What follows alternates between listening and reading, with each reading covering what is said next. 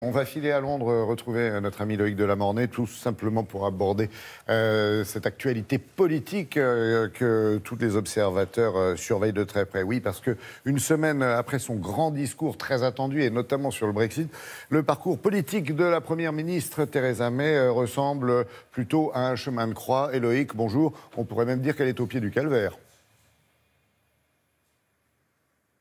Bonjour Laurent, c'est exactement cela, un chemin de croix. Ça a été effectivement une année très compliquée pour Theresa May. Vous savez qu'elle a perdu la majorité absolue à la Chambre des communes quand elle a voulu dissoudre le Parlement et reprovoquer de nouvelles élections. Et puis alors, c'est une année très compliquée car vous le savez, les négociations sur le Brexit patinent et puis beaucoup de gens lui savonnent la planche, notamment son ministre des Affaires étrangères Boris Johnson, qui se verrait bien calife à la place du calife et qui lui a décroché beaucoup de flèches, notamment dans la presse britannique. Alors il y avait effectivement un grand rendez-vous la semaine dernière, le congrès du Parti conservateur. Elle devait faire un discours très attendu pour remobiliser toutes ses troupes, sauf que, eh ben, si j'ose dire, quand ça veut pas, ça veut pas. Vous allez voir ce qui s'est passé durant ce grand discours à ce congrès. Regardez ce reportage signé Élise Derbaumet et Nick Bousby.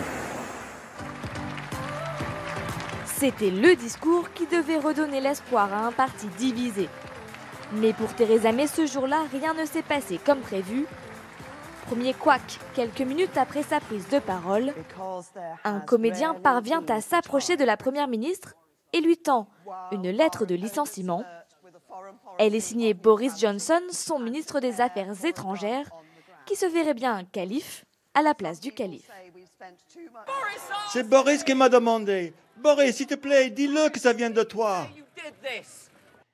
Le malaise continue pour Theresa May, soudainement prise d'une quinte de toux. On dirait bien que ma voix n'est pas au rendez-vous. Heureusement, son ministre des Finances a été prompt à réagir en lui offrant une pastille pour la gorge. Mais jamais 203, et là c'est le pompon. Regardez bien le slogan derrière elle. Construire un pays qui fonctionne pour tous. Le F se décroche en plein discours. Détourné par les internautes, le slogan est remplacé par cette phrase. Construisez un pays qui fonctionne ou mourrez tous. Dans la foulée, des applications sur le web vous proposent de créer votre propre slogan qui dégringole, histoire de montrer votre solidarité avec Theresa May.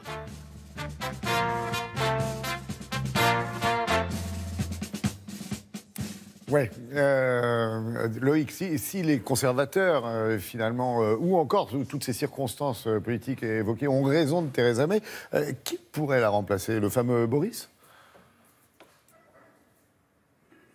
Absolument. Alors Boris Johnson, évidemment, vous l'avez compris, est dans les starting blocks. Il rêve de devenir Premier ministre. Le problème de Boris Johnson, c'est qu'il a quand même lui aussi beaucoup d'ennemis. On sait notamment, il s'est prononcé notamment pour le Brexit, alors que encore 2 ans avant, il se prononçait pour l'Europe. Bref, on sait très bien que Boris Johnson a quand même fait ce choix-là par pur opportunisme politique. Alors il y a un autre concurrent qui est en embuscade, lui qui est poussé vraiment par le camp dur du Parti conservateur. Il s'appelle Jacob Rees-Mogg. Alors c'est un grand espoir pour les conservateurs, vraiment hard brexiteurs comme on le dit, qui sont le plus en faveur du Brexit.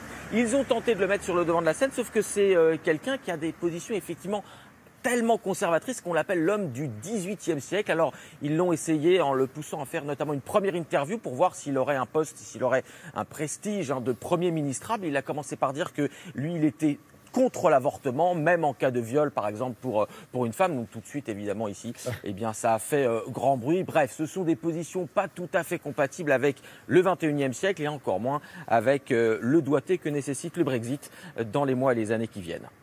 Merci beaucoup, Loïc. Passez une belle journée.